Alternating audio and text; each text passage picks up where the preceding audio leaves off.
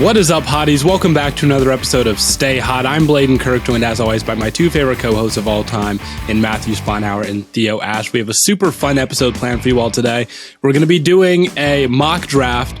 We know that, Super Bowl hasn't quite happened yet, but because we have this, kind of break between now and the Super Bowl, we figured, why not do a quick mock draft, just see where our heads are all at as far as prospects and team needs and stuff. And of course, we have to talk about Tom Brady retiring again. But before we get into all of that, Matt, Theo, how are you guys doing today? Pretty good. Just another day. We're bored, which is why we're doing a mock draft episode, even though we, full disclosure at the top of this thing, have not watched. Not nearly enough. We've actually watched every prospect multiple times. It's February 1st. If you're watching a mock draft podcast episode, it's on you. You know what you're getting into. We're having a spot of fun here with this one, and maybe just talking about what teams could target more than our takes necessarily on these prospects is basically where we're at. Yeah, I think that's a fair assessment. But you guys are doing good. Matt, nothing going on and no big stories for us. Nothing. Well, okay. Do you guys ever have do you ever sit down wrong and you kind of sit down on your leg and your knee pops out of place a little bit? No. This happens to me, man. Every once in a while, and I gotta extend it and then it goes pops back into place. You might want to see someone about I have that. I don't know if I can relate to that. I didn't think it was going to be that relatable. Oh yes, I know what you're talking about, but I don't think that I do. It's that, yes, yeah. Yeah, no, I should go get it checked out, but then I can fix it myself, so it's not that big of a deal. But that's the only notable thing that's happened to me today. That and I beat Red Dead Redemption 2 recently, and it's very good. W. My big revelation recently, there's a coffee machine in the lobby of our building, and I haven't been utilizing that properly. That there's just free coffee down there. I never see anyone down there either. I've never seen anyone fill it up. It's just there. Maybe people don't want to do it in front of the reception desk, or they don't want to walk into the lobby and have people, just watch them. But I'm 100% down to just go down there and fill me up a cup of Joe. And yeah, I've been drinking a lot of coffee recently. So that's if they have hot chocolate, count me in. You can't just have a cup of coffee. I don't like coffee. Got to be hot chocolate. That is that is the least surprising BLAIDEN food take of all time. Knowing your other. Oh, my bad. Anyway, coffee is good.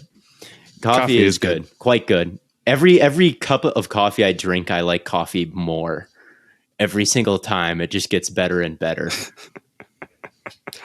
We used to have a coffee machine in my apartment building, and it took us a while to figure out that you should use it.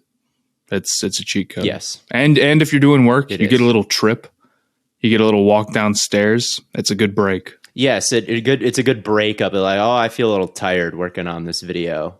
And then I go on my big journey, my big expedition, and then I come back not only revitalized from the coffee, but from the little break that I had. So I'm very caffeinated. No, I'm not. I haven't had any today, but for future episodes, I might be. He might be very caffeinated. Well, I will not be caffeinated on future episodes. I will be sitting here sipping on my high quality H2O out of my Cleveland Browns cup as per usual. But let's talk about some football. First things first, Tom Brady retired again. I mean, are we buying it this time? That's I think the first question. I'm absolutely buying it. Yeah. I honestly think that if Schefter didn't prematurely report it last year, he would have retired last year. I think he. You think he did it out of spite? I do. I don't think he buy did it that. out of spite. No way. Pissed. That is what he did. I don't believe that. Why not? For a second, because that's too cartoony. No, he didn't come back and play an entire year of football because Adam Schefter reported his retirement too early and then didn't make a big deal about his retirement the second time. Well, that's because he already retired. It just didn't feel right last year without doing it on his own terms. Like the rug got pulled out from under him, and then he was like, "Wait, I retired," and everyone's like, "We know, we don't care anymore." And then he's like, "Well, I'll show you guys." And then he played another year, played his worst season ever. Yes. And then he was like, "Well, that wasn't worth it. I'm just gonna say it on a little video and get out of here."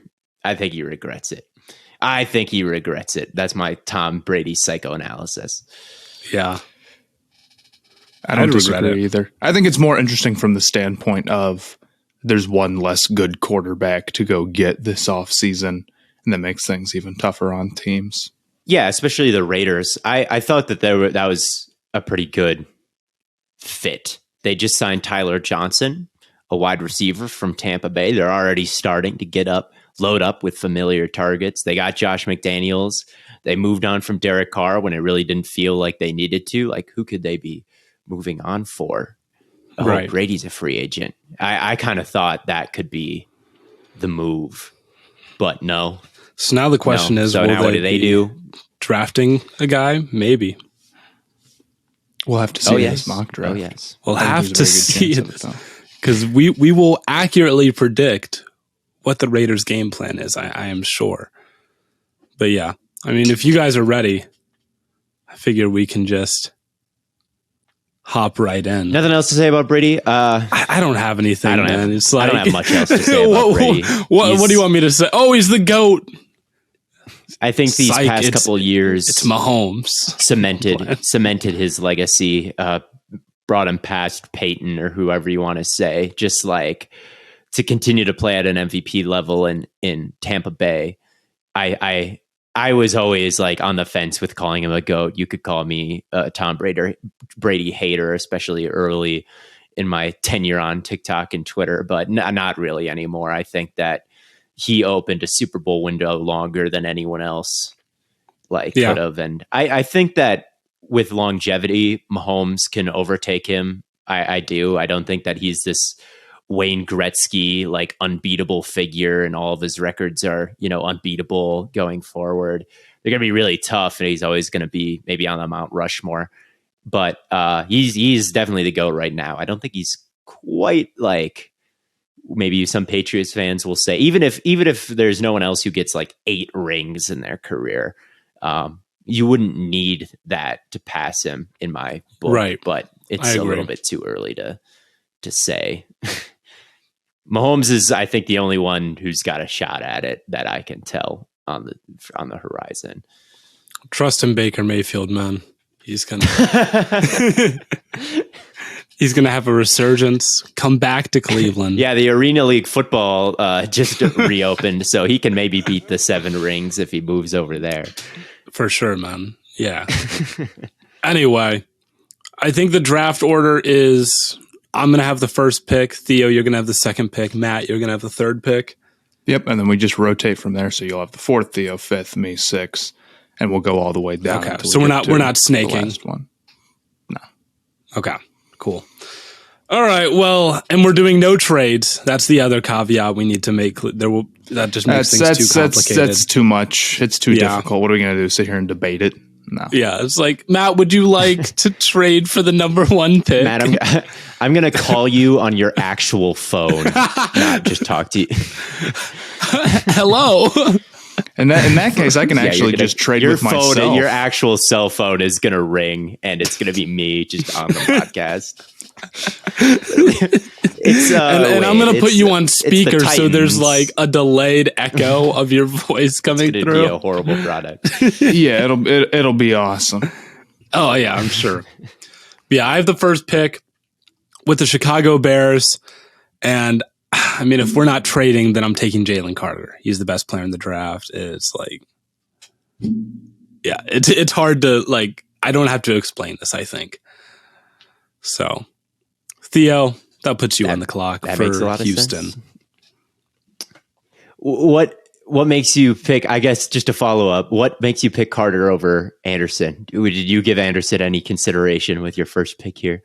Yeah, I mean, Will Anderson's a great player too, but I just think when you look at what Carter does, he just like devours blockers in a way that Will Anderson can't.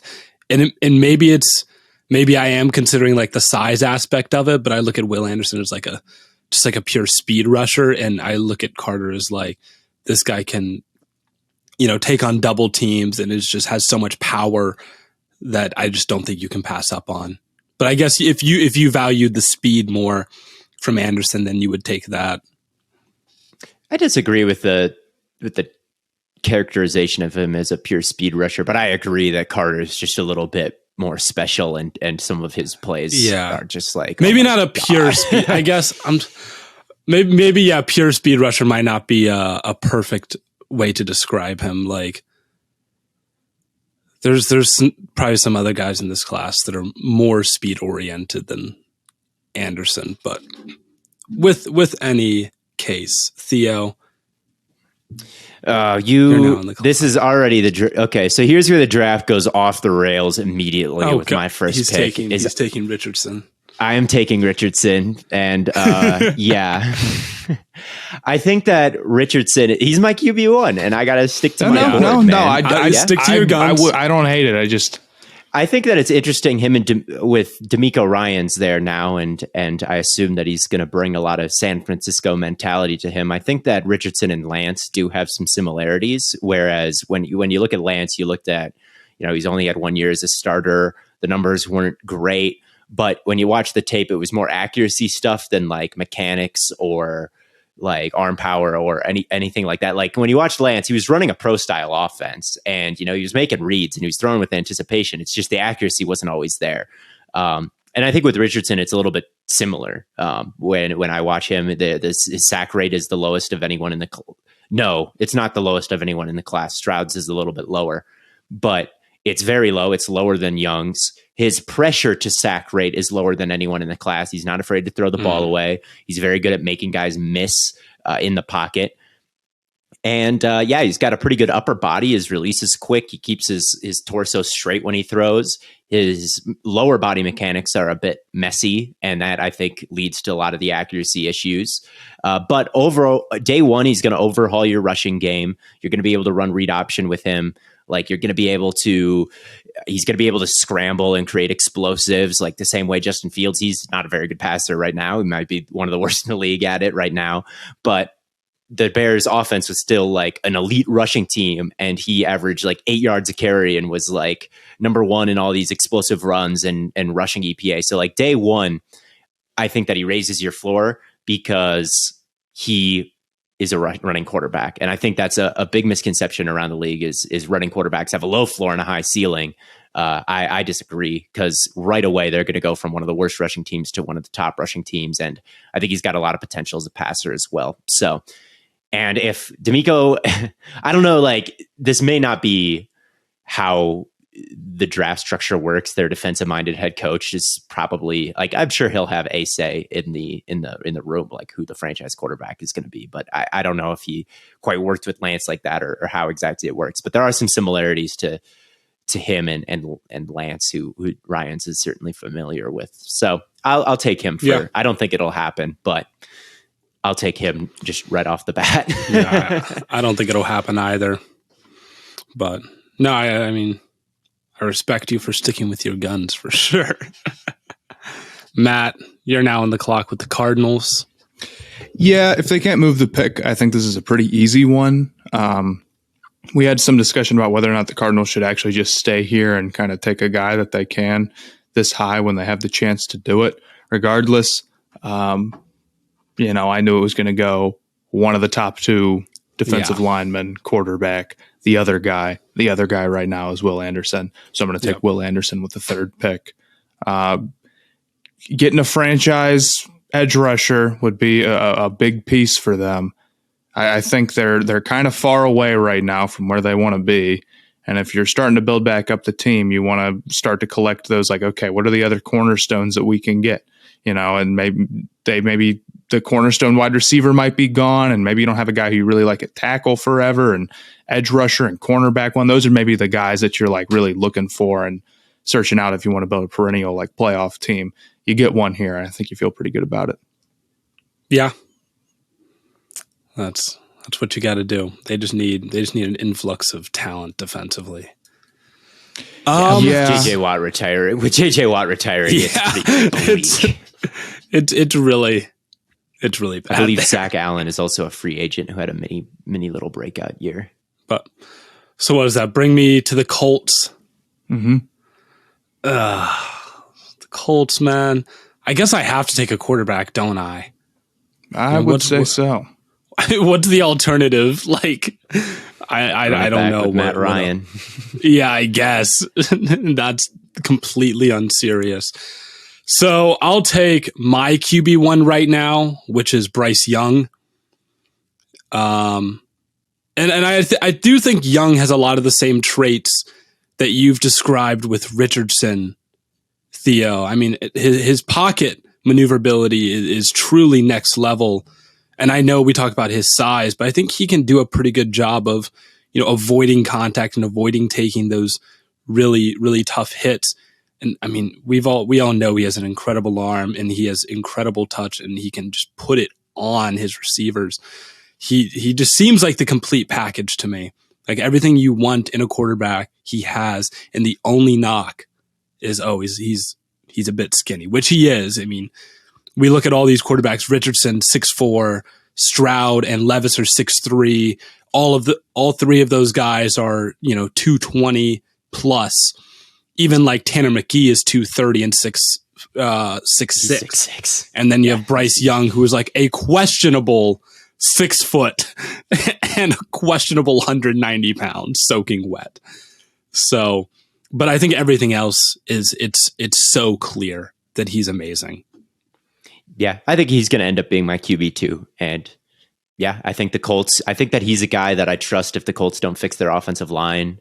Like he can adjust to playmaking behind a bad line and innovating. And he's pretty pro ready. He's no project and everyone there is on pretty thin ice, I feel like. So it would make sense for them to add someone like that other than someone who, maybe year 3 they start to pay off because like I don't think Ballard or maybe they get a new coach, but maybe they just hire Jeff Saturday and Jeff Saturday wouldn't have 3 years of, I can't imagine Jeff Saturday would last that long. Yeah. I mean, this is the first Bama quarterback I can think of in a while that hasn't had a completely stacked offense around him. The offensive line was a bit questionable. The receivers were definitely not great. I mean, outside of Gibbs, it was like those two, and that's really it. Just trying to make stuff work offensively.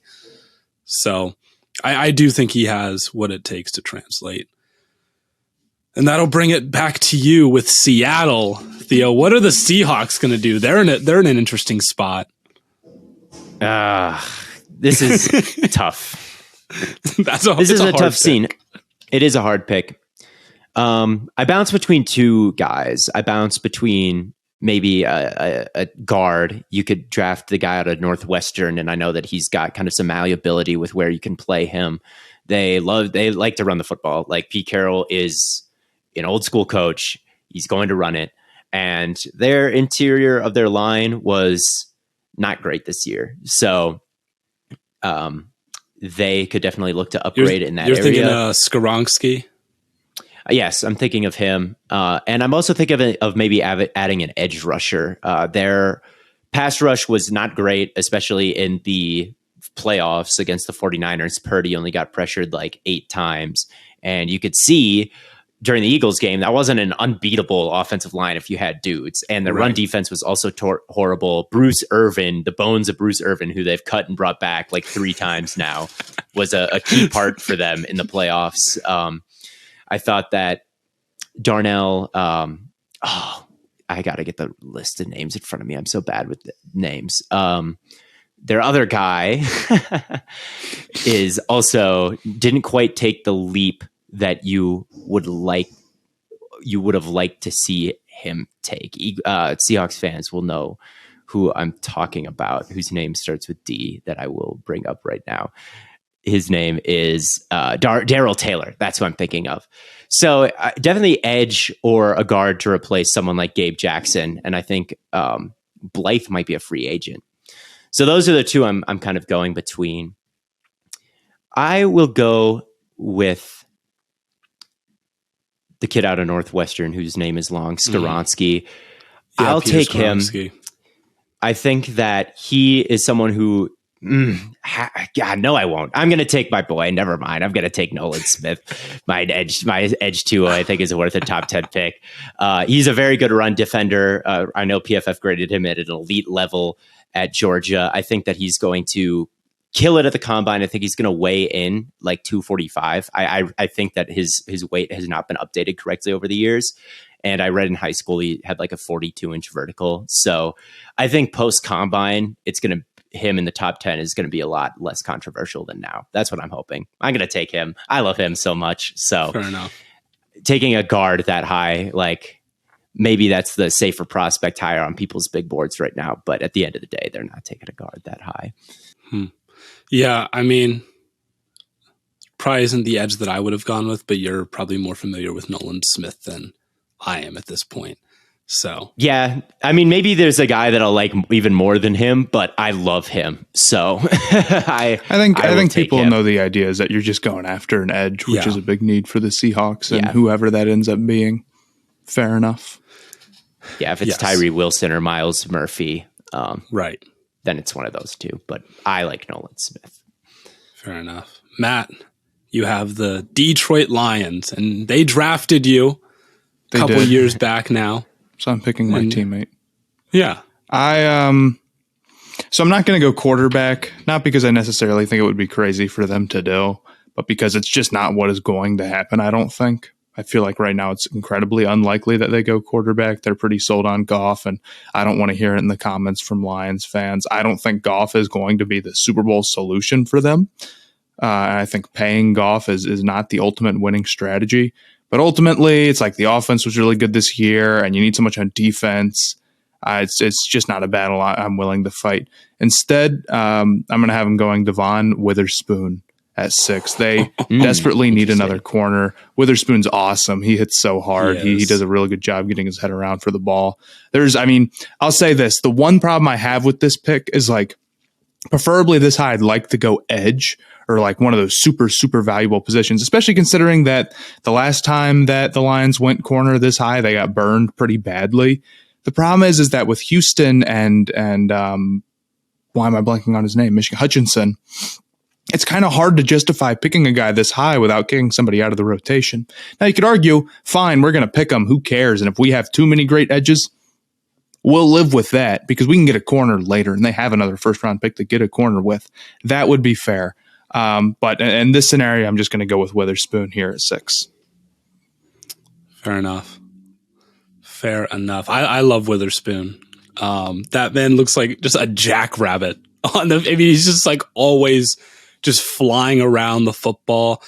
And it's like when he makes, it's like, to me, he has that, like what THEO calls that like cornerback mentality. Those guys you just want to be like insane. Psychopath. He is a psycho. No, he is like an insane human being.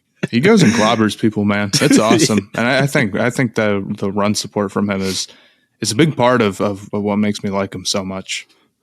Yeah, no, I think he's going to be really good. I mean, he's not a big dude. He's like 180. Yeah, most corners are just not. I mean, I'm not that worried about that. We'll see what he actually weighs in at the combine. I'm not taking anybody's weight outside of like, we know Bryce Young is light or whatever. We know maybe this other guy is light. Until we actually see what they weigh at the combine, I'm not going to worry about it too much. Right. All right. So I have the Raiders. This is another one that's kind of hard because obviously they need a quarterback. Assuming they don't bring Carr back, which looks like is possible. But now that Brady's off the market, it's like who else would? It's like what are their other options other than either bringing Carr back or drafting a guy? The other thing is you could definitely look at the offensive line. You could definitely look at their secondary, which was really bad last year. I'm eyeballing you, Brian Branch. So I think what I'll do is I will. But Derek did like already say this, like, oh, thank you Raiders for like this time. So maybe they will go quarterback. Maybe it's like the bridge is already burned and they just don't have an alternative. And then, yeah, I think I'll roll with that. I think I'll roll with the bridges burned, and they're going to take CJ Stroud. Super accurate. We know this. He showed the gutsy performance against Georgia, where his pocket movement was great. And we were like, well, we haven't seen that. And then we saw it.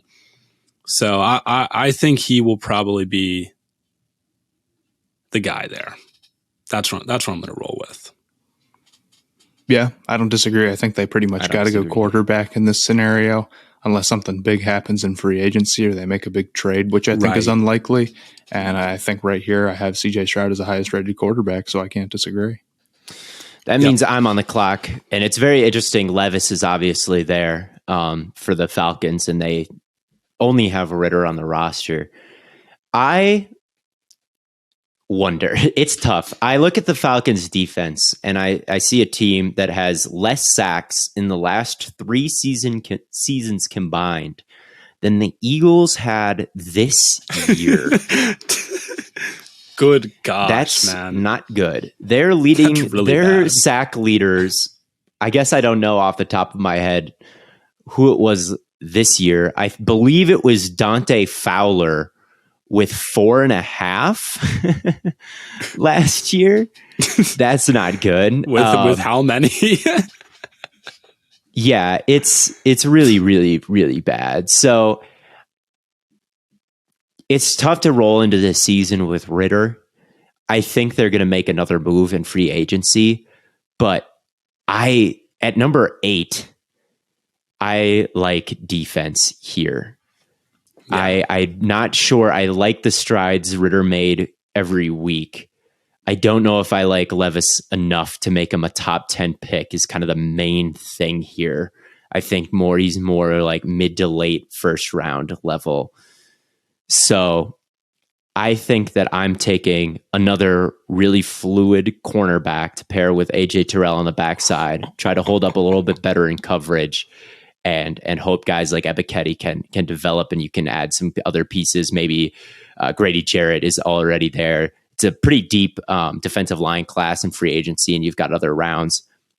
I like Christian Gonzalez. I like how fluid he seems to be. I haven't done a full breakdown on him, but they've got Casey Hayward, who was hurt this year, and then behind that, like I'm just not I'm not convinced on Dante Hall or Darren Hall, my bad, not Dante, or Cornell Armstrong. Like, I'm sorry. I'm going to take a corner to pair with Terrell and hope that defense can hold up a little bit better. They were terrible at zone coverage this year, and they were also terrible in man.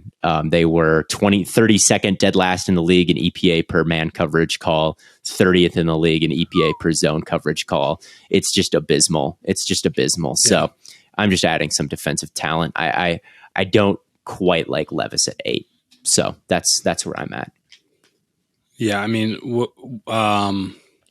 plus they could just run it. They could just run it 500 times and have a fine offense. Is what they. Yeah, I mean, was it Tyler Algier? He's a baller. I trust Algier. I trust Algier and Arthur Smith to cook up something nice. I trust Ritter to maybe be like bad next year, but not unstartable.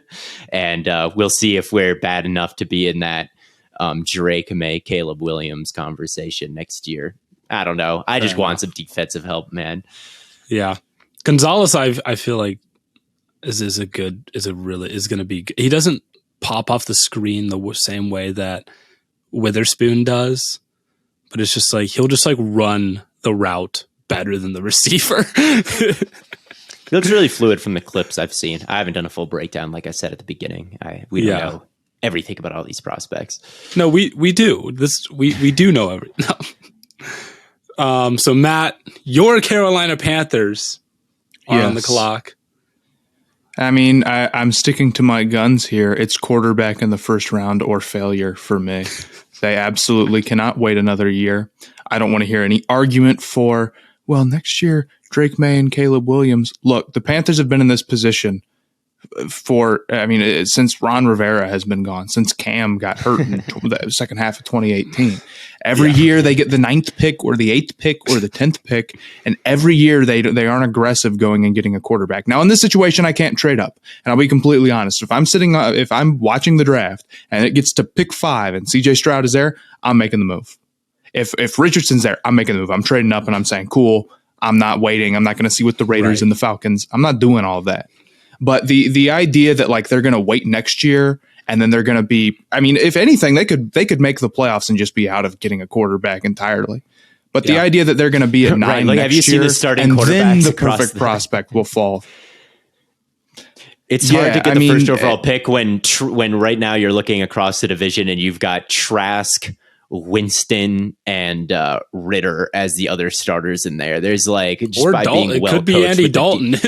Or Dalton, yes. Like it's going to be tough to be bad enough in the division to get the first overall pick the way it's looking right now. Yeah, and it goes even beyond that. It's like a fundamental thinking where if we don't want to draft a quarterback who is not a perfect prospect, okay, but then we have to tank to be high enough to draft one. Because if a guy lasts until even the 9th pick, he's going to have problems. He's going to have flaws. Now, I'll be real with you. Levis right now is my quarterback 4.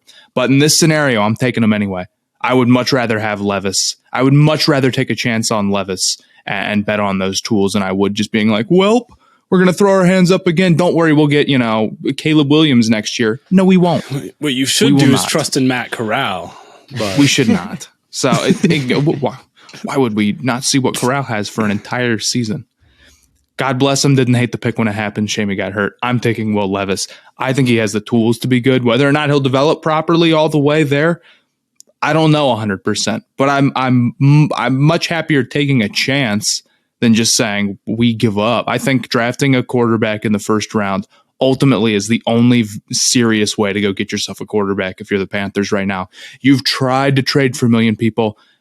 They don't want to come here. They don't want to play for you, Tepper. So take a quarterback. Yeah. Levis is the Frank Reich special too. Is just a big, tall, strong pocket passer. Like he can move a little bit. I don't think he's a great runner. He invites contact a lot and doesn't really make people miss, but the release is really fast. He's not necessarily super inaccurate. Like he's got some decent accuracy and a good, really good release. I mean, it is so fast, and there's a lot of excuses as to why this year went the way that it did. If you want to ever see the hype on Will Levis, go look at Georgia 2021. That's kind of my advice. He was cooking in that game. So let him cook. Let him cook. Yeah, I could definitely see it. And yeah. All right. So now I'm picking for the Philadelphia Eagles. They're about to win the Super Bowl, and then they're going to have the 10th overall pick. This is crazy. This is absolutely insane. But we discussed this on the live a little bit. Their free agents are Fletcher Cox, Robert Quinn, Brandon Graham, Javon Hargrave, Chauncey Gardner-Johnson, James Bradbury. So there's definitely some pieces to be filled here. There seems to be more openings on the defensive line than in the secondary. And as I keep wanting to pick Brian Branch, I really do. But I'm like, well, if you can keep Slay, you'll at least have someone there. I think the move with, you have Jordan Davis, but considering he's he's barely a 2-down player, let alone a 3-down player, I think we need to bring in another guy on that interior defensive line after Fletcher leaves. And I'm going to take Brian Breesy. It'll be really interesting where he ends up going. Yeah, he's a weird player to me because he feels like, as big as he is as like an interior defensive line, he feels like an edge rusher. It's like when he occupies a gap. End up there. When he occupies a gap, he sets the edge in that gap. He'll be in the A gap, and he'll just set the edge in the gap, and that's how he dominates a gap, right? It's weird. And then he'll but then also if a gap vacates, and they're doing like a power the other way, he will just run down the line of scrimmage and catch dude. And I'm like, well, what kind of player is this? He just feels like an edge rusher, but he's huge. So I'm like, yeah. I wonder if he'll play more really heavy, kind of 4 tech, 5 tech, more on the outside. Because the tape that really popped, because I was like, I don't know about this guy. And then you watched, I think it was his last game in college was against UNC. And he was rushing more off the edge, and he was getting more one-on-one opportunities. And he's hitting spin moves, and he's hitting like cross chops. And it's like, what is this defensive tackle doing out here? Like hitting all these moves. He's really a finesse play. Like he's got pretty good, a pretty deep bag of moves, and he's really agile for a guy who can hold up inside. He is a very fascinating evaluation because he didn't look as explosive this year, especially in the run game. He wasn't nearly as effective. So it'll be interesting to see like what his interviews and what his pre-draft process and it looks like. Cause I think that he could free fall, or I think he could stay, a high level prospect if he like just kills testing and it looks like 100% again. Yeah. But so I think that's who I'm going to take with Philly there. I think I'll keep this short with my next pick, which is, Tennessee, the Tennessee Titans. And I'll take the Northwestern guy this time. I think that he's versatile, and I'm not totally sure exactly where they would have him line up on this line because everyone is basically equally mid across the Titans line. So I'll just get the most versatile guy. Yeah. He's Rashawn Slater seems to be kind of the comp because they're both from the same school. They've got kind of the same questions like, are his arms long? And does he have the length to survive out of tackle? Does he have the power to survive out of tackle? He may have to move inside of the pros. Like you hear that talked about with both of them. Obviously Slater's been fantastic. I don't care where they put Skoronski. It could be center. I don't care. But right now they're a team that wants to run the ball. Maybe in my ideal world, the Titans blow it up this year and they don't have Tannehill and they don't have anyone, and it's a complete total rebuild with a bunch of picks because the roster is just so kind of stuck in the middle right now. But that's not the way it works in real life. So I'm just going to take a good lineman, a solid, versatile lineman, and call it a day. Fair enough. Yeah, and then that brings it to me at number 12 with the Texans. I feel pretty confident about the Texans just going best player available. When you're taking a pick this high, I kind of think that should be the case almost regardless of who you are, especially when you have as many needs as the Texans.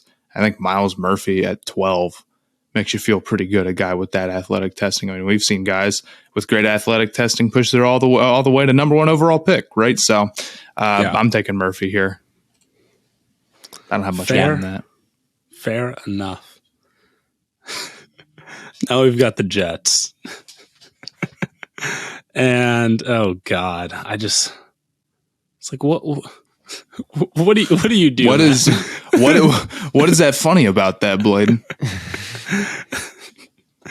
Well, I want to see what they're gonna do in free agency at quarterback, but there's not going to be. Okay, let's say they do nothing. Are you taking Tanner McKee here? Yeah, like what? Hendon Hooker. You're just fucked. Here we Hendon go. Hooker at 13 overall. Max no, Duggan, Max you Duggan probably and have to Duggan. go O-line here. I feel like that might be the move, and just take like Paris Johnson. Yeah. So yeah, that would be a great he's pick. probably between him and Skoronski is probably the two best tackles in this draft.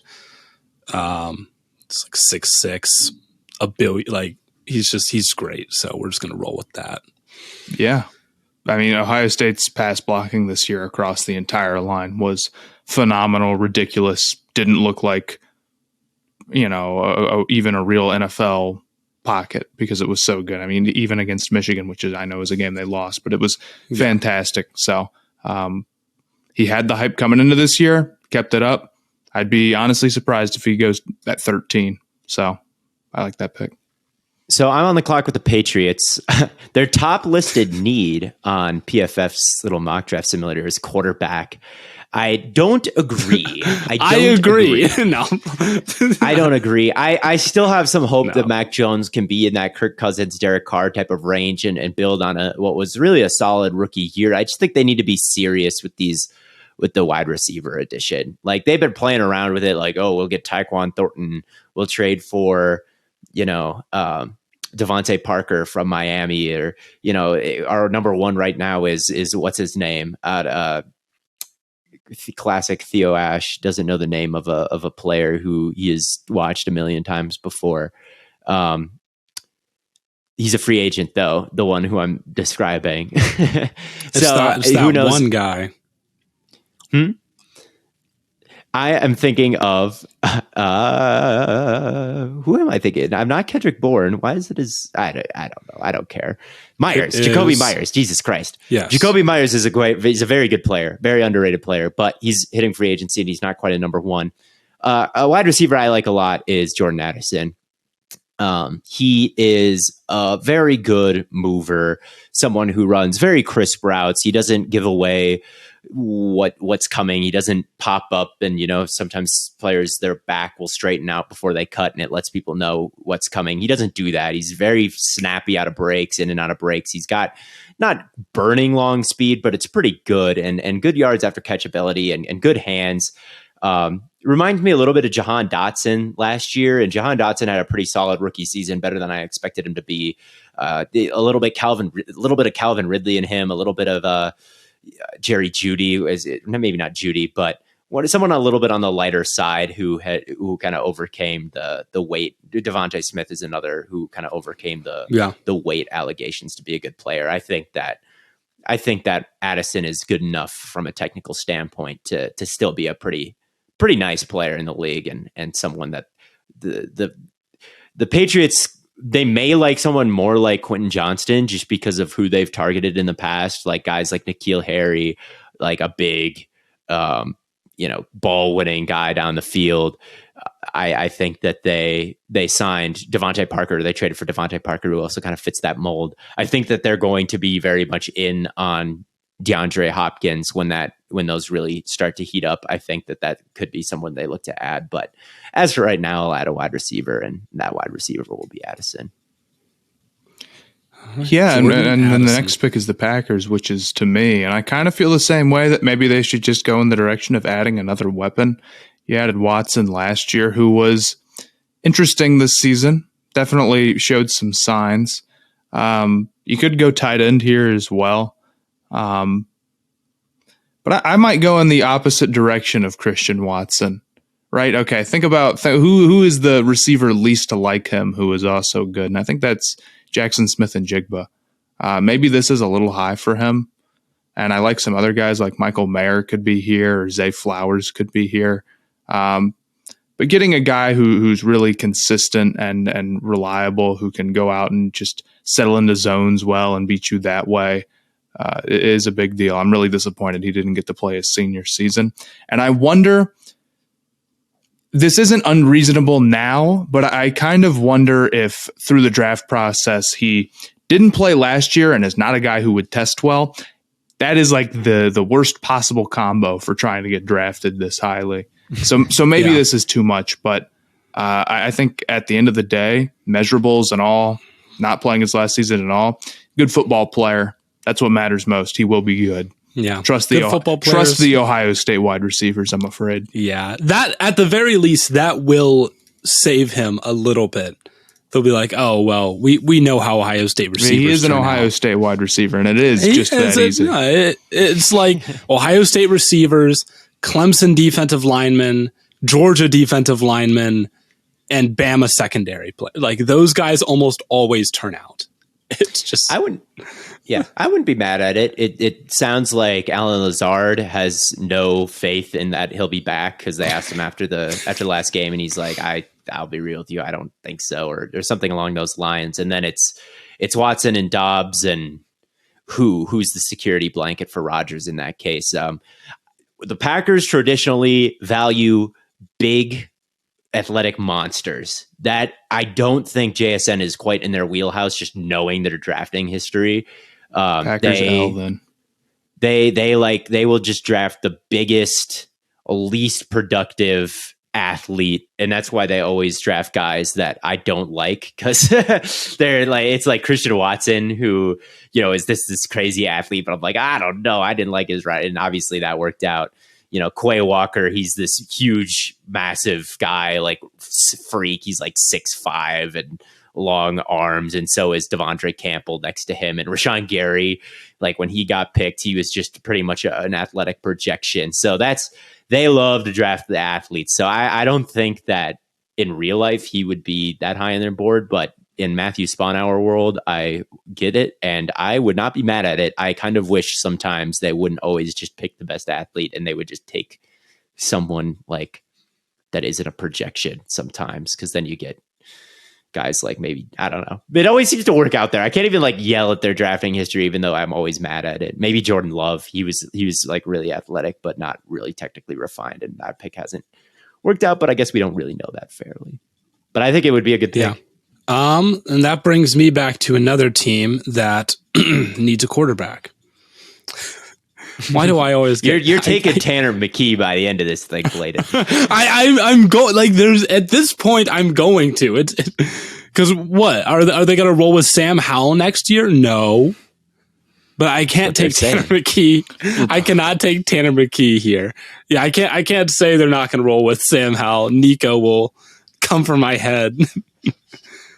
It's like their interior offensive line stinks, right? But I don't know if I feel comfortable going with a guard. The only guy that I would have felt comfortable with would have been Skoronski, because of his fluidity and like, well, we know we can move him inside. I don't know if Anton Harrison is going to be that same caliber to move like that.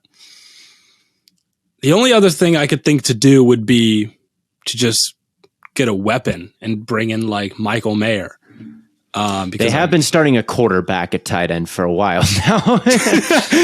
So, like, that's true. He forgot he did play quarterback. Michael Mayer would be an interesting choice, and like he's a really good route runner for someone his size. We talk about Darnell Washington. It's like, oh my God, he's 270. Bro, Mayer's 265. Like, he is a big dude, and he looks fast. And, I mean, he's a great route runner, is a huge catch radius. You know what? I don't love the guards here. I'll take Michael Mayer. I'll do it. Just bring in an elite weapon. I don't hate that either. That's my draft philosophy. Don't worry about filling needs so much when you're picking that high. I don't think. Really, they should trade up. That's a team that should probably trade up. I disagree entirely. You don't. What are they going to do at quarterback, man? Like they have nothing. It's Taylor Heineke, Sam Howell, it's car time. It's car time. I disagree more with picking your needs so rigidly. The Packers had one dumb draft where they were like one player away from winning the Super Bowl. This is not my fault.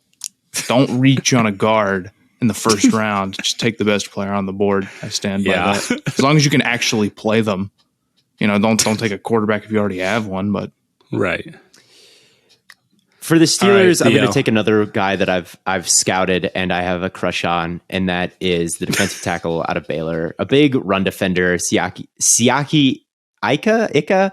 I think that he is.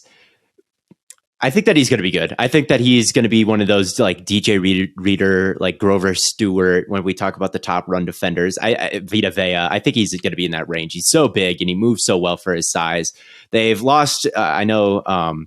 They're losing a bunch of talent in the interior of their line. A bunch of them are free agents. Their run defense hasn't quite been. It was a little bit better this year, actually. But overall, when you're losing Ogunjobi and I believe Chris Wormley and Tyson Alualu is also a free agent, and Hayward's getting up there in age, you're going to need to infuse some talent in the interior of that defense here pretty soon.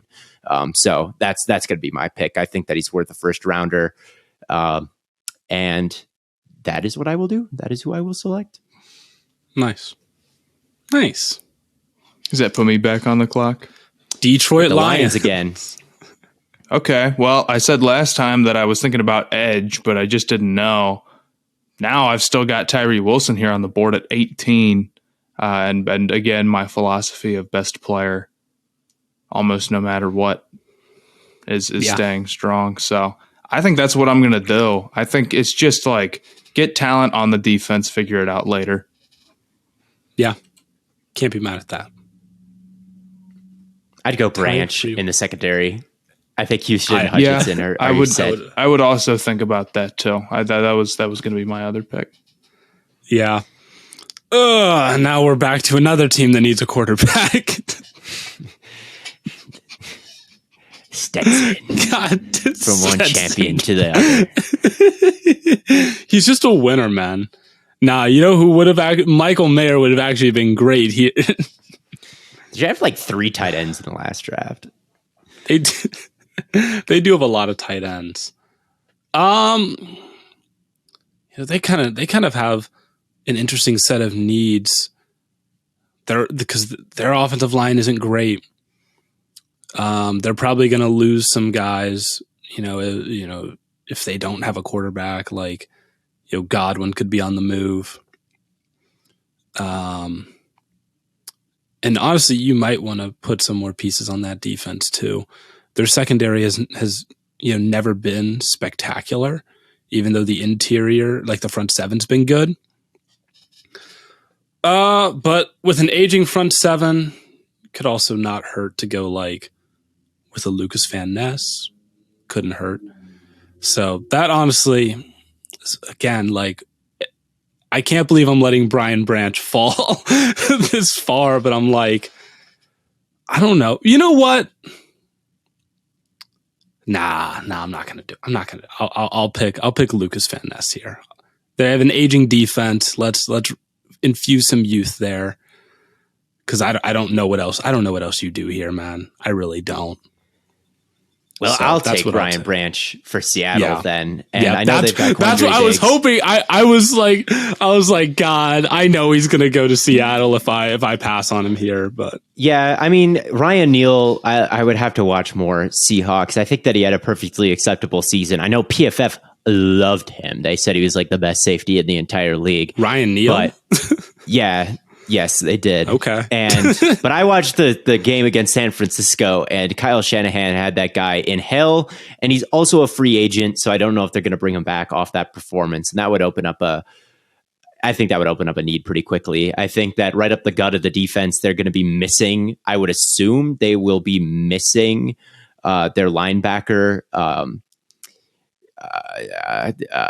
Brooks, for the beginning part of next season, Brooks, since he tore his ACL late this year. So not that Brian Branch is a linebacker, but he could be a body type that defends, those linebackers if you want to walk them down. So with Neal being a free agent and Brooks, coming off injury, and just overall, I think that there's a decent chance that he's the best player available left, outside of maybe like Robinson out of Texas, if we're talking no positional value. But I'll take Branch for them. I think that would be fun. They need some help on defense and adding some SEC legends like Nolan Smith and Brian Branch. I would definitely be one of those GMs that just takes the Alabama guys every year, just because like they had to compete against other 5 stars their whole life, and they're just amazing and they're well coached, and they're all good.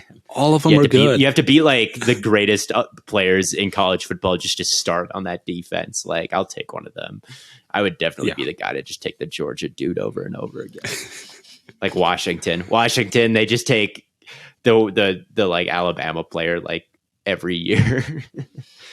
Why not? It always works. Why not? Matt, you have the Chargers here. How do you fix them? Yeah, I feel pretty strongly about receiver here for them.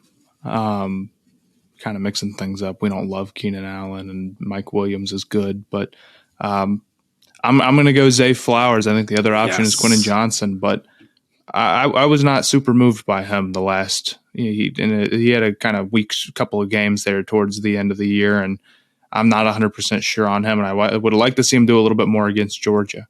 With Flowers, I think he pops off immediately as somebody who is definitely a game-changing receiver, and I think that's exactly what the Chargers need. He's not slow. He's dog. Not slow. His body control, like before and after the catch, I'm like, what is he on? He's great. I love him. That brings me to Baltimore, another team that could use a receiver. And I think I am going to take Quentin Johnston here. I mean, at the very least, right, Theo, I know you're not a huge fan of him, but at the very least, big body at the catch point, right? They don't really have that, right? Like a lot of these quarterbacks, you have someone that can go get you shit. And I guess they have Mark Andrews, but like, I want to be able to just like send it and just be like, you know what, go get something for me. And Quentin Johnston can do that. Not to mention, I mean, the wheels he has after the catch to just outrun defenders is incredible. So I'll take him. I think, getting him at 23 is pretty good value. Yeah, I mean, he's definitely better than some of the guys I've seen lined up there for Baltimore. I've seen some nobodies catch passes. So, yeah, I'm not the world's biggest fan of his from what I've seen so far. Maybe that changes as I look a little bit deeper into his game. But, I wouldn't be mad for them trying. They got to try to give some better weapons around him. And it's not like he'd probably be the best guy available. Like who else is here? Like Josh Downs is like Nathaniel Dell. I think the Vikings, who I am picking for, are in an interesting spot. They've got a lot of big names free agents hitting the market. Garrett Bradbury, their center, Patrick Peterson, Dalvin Tomlinson, Irv Smith. I guess is not nearly as important as he was at the beginning of the year with T.J. Hockenson. Chandon Sullivan played a decent amount for them.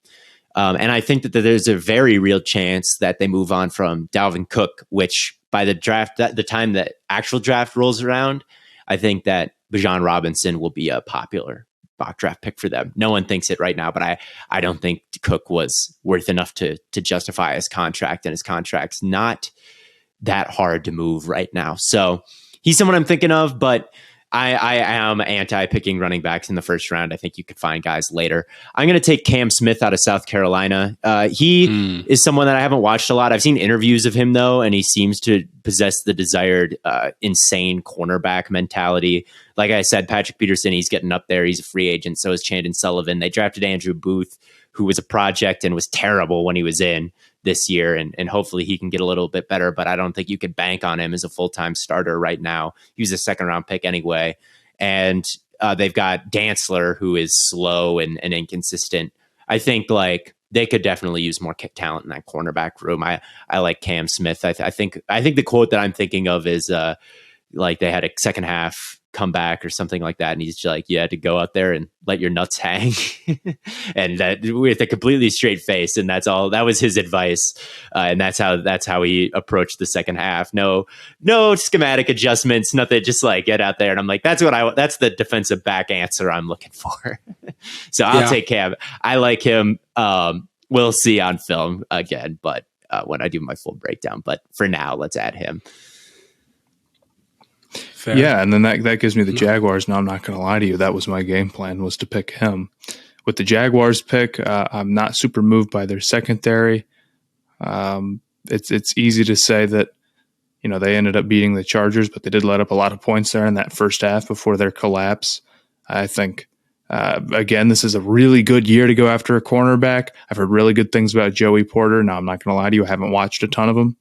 But I've seen some good things when I've looked at the Penn State overall cornerback group. So I'm going to go with him here. All right. So that brings me to the Giants. And, I'm looking at like, that's probably another offensive line pick, right? Thomas was good this year, but outside of that, the offensive line really wasn't that good. I'm a pretty big Anton Harrison fan. So I think I'll just pull the trigger on that here. Do you think he can play guard? I don't know much about him. The only guy that I think could play guard right now is Skaronski. I guess Harrison maybe could, but he's a cutting fair. Neal? I've seen a lot of people that were not big fans of him. So that's the only thing. Is that maybe? So I guess I could go like Osiris Torrance here. Like I didn't want to take him earlier, but I guess here at 26, it wouldn't be the worst pick in the world. I don't know. I guess I was just thinking Harrison's my next best offensive lineman. But yeah, I guess if we're thinking like you have to keep Neal around and you're running to replace more interior guys, especially you're losing guys to free agency, then I guess Torrance would be the pick here, which I'm not super familiar with his game, but I guess that's the move. I owe you an apology. I'm not familiar with. He's doing a good job. He's like I've heard that he's the only lineman doing a good job at the Senior Bowl. The only offensive lineman is what I've seen. Yeah, really? Okay. That's kind of. I've heard that the offensive line has not looked good overall as a unit. I've heard really good things about DeJuan Jones, but maybe that's true. DeJuan Jones has been doing good. Yeah, that is true. I'll take Osiris Torrance then. I'll take Osiris Torrance. He's funny. Yeah. I like him. It's a cool name. Osiris is a cool first name. He's funny. He's got really strong hands, and he's got like a really wide. He has a really wide base, and then he'll just grab onto you, and then if you push him a little bit, he's just hopping around. It's awesome. That is what you're looking for. Yeah, that's exactly what you're looking for. Yeah, I'm going to be I'm going to be sick, and I'm going to take Drew Sanders for the Cowboys. Both Van Der Esch and Barr are free agents. I assume not both of them are coming back, considering that the Dak contract is about to kick in, and I don't know if they're going to prioritize this, especially Barr. Van Der Esch I could definitely see, but that would still leave you an empty spot. He committed to Bama to play edge. And I think that is funny because they've got Micah Parsons, who is an off-ball linebacker who used to play edge, and then they put him back at edge. And I like the idea of just having a linebacker who can, who was clearly a very good pass rusher back in high school, like Micah was, and just kind of having that in your bag, just to be fun, just to throw something out at you.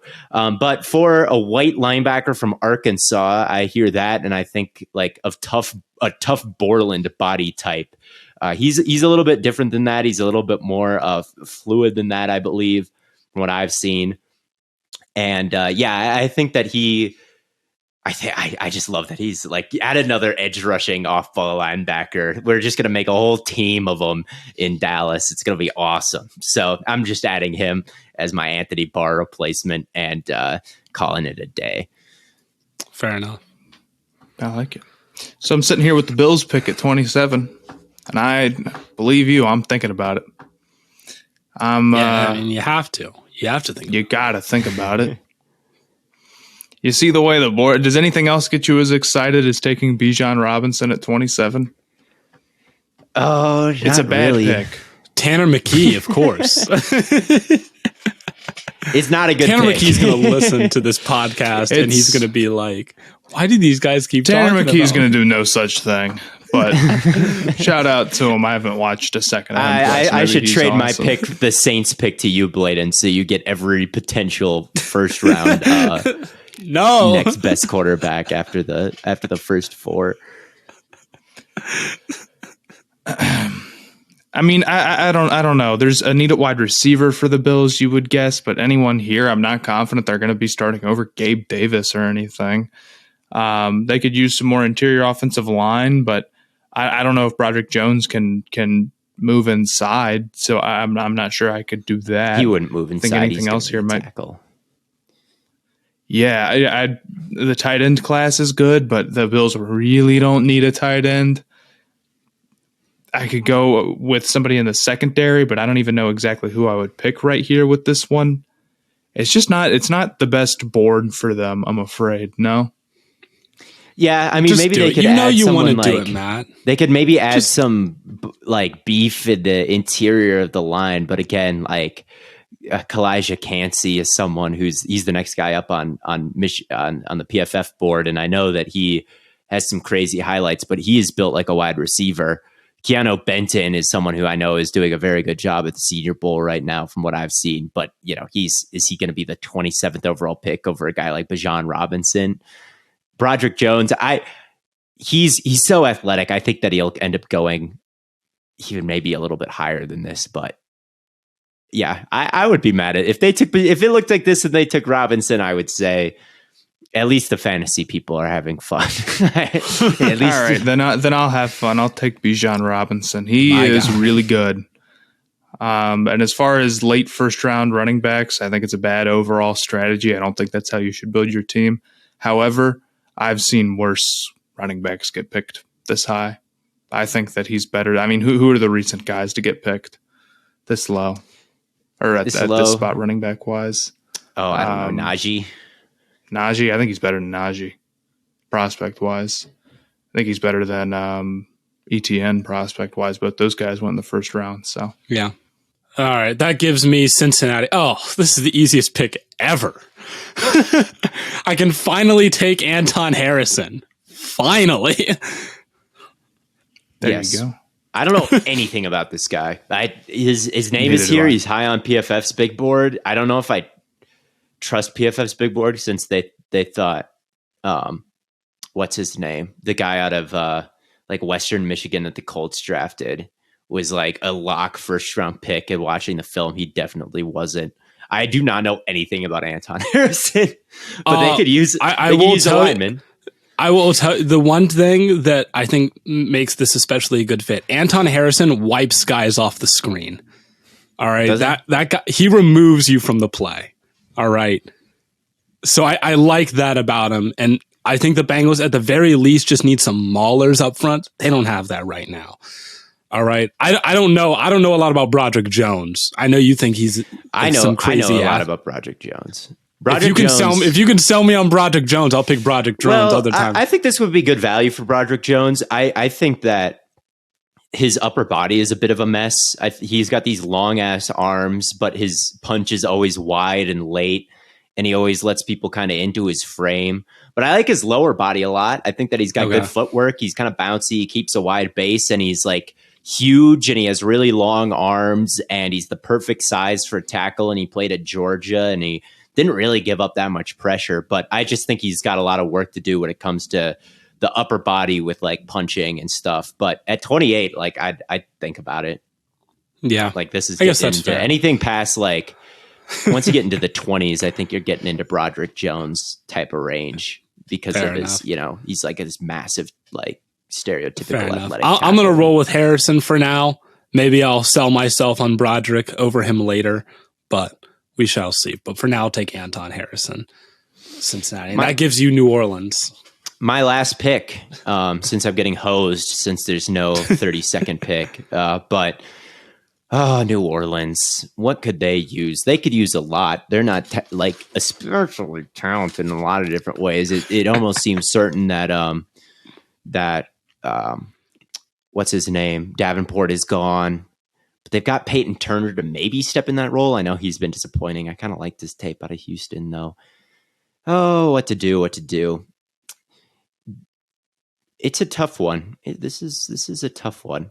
I guess I will go with a sexy fantasy pick, and I'm going to take Josh Downs just because I think they could use a little bit more in that receiver room outside of just Olave. And Josh Downs, he's fast. He's got a pretty good contested catch rate. I think I've seen stats on this where I think he may be at the top of the class in contested catch rate, despite the fact that he's pretty small. So he's got a little bit of dog in him.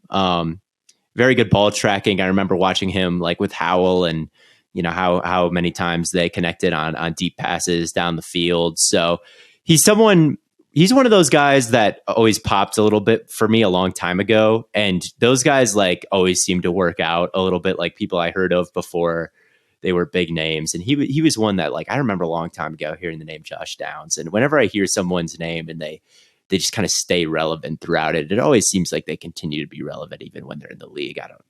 I don't know. So I'll take Downs, and we'll see what they do with quarterback, but I'm not sold on Tanner McKee. But I haven't watched him, but I think that's kind of would be a hot take to take him in the first round, a take that I'm not willing to make. So we'll give him someone like, we'll give him another receiver to put by Olave that isn't Traquan Smith or Jarvis Landry or Kevin White, who I saw get touches this year.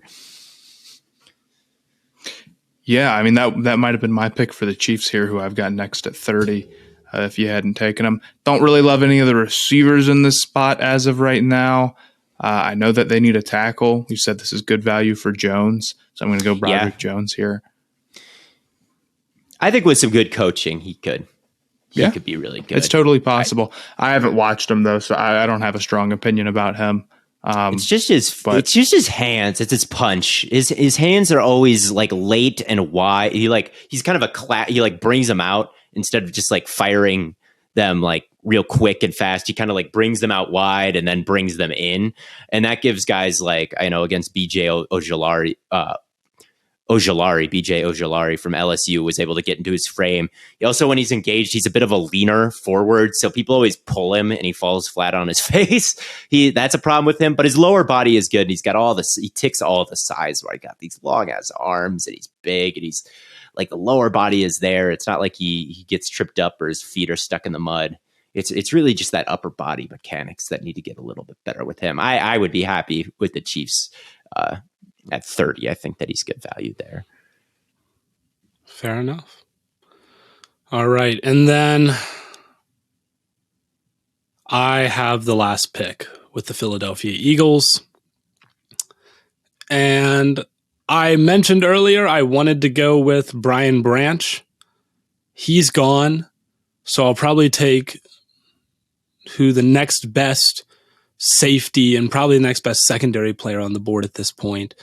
They're still probably going to need some guys up front, but I imagine they'll bring back some of these guys. They're not going to let all of them walk. So I'll take Antonio Johnson here. He's a big guy, 6'3", almost 200 pounds, can close on underneath routes. And if they let Gardner Johnson go, he could potentially fill that role but maybe be a little bit bigger than Gardner Johnson. So that'll be my last pick for Philly. They're a tough team to pick for. Football Focus says that their biggest need is wide receiver. Yeah, that's what? Okay. Yeah, I'll take Antonio Johnson. Yeah, they're tough to see because they've got a lot of key free agents with Bradbury and Hargrave and like if they bring Hargrave back, if they find out a way to do that, then all of a sudden, like, everything changes because then you've got Davis, right. And or if they bring back Bradbury, then everything changes. So yeah, I think the big thing for them is like they're probably gonna lose, at least one of the, like, between Cox and Quinn and Graham and Hargrave. Like, there's a lot of guys you're not gonna be able to bring back everyone. So I do think getting Brian Breesy was important there. It'll be really interesting to see at 30 at 31. Like, I don't know what you're doing. Yeah, I haven't heard much about Antonio. That's another guy that I just don't know anything about. I know he's high on PFF's big board, and what did you say he was? 6'3"? He's 6'3", and he's like 197, I think. Yeah, he's someone I'll definitely be excited to watch because that's a big ass boy. That's a big ass boy. Nah, but yeah. So that is our surefire 100% going to happen mock draft, no doubt about it. And unless you guys have anything else, I think that pretty much wraps up today's episode. Oh, I don't have anything. I don't have anything either. All right. Well, then thank you all so much for tuning in. And as always, from Corn Boy, Bird Boy, and Lemon Boy, we will catch you all on the flippity flop.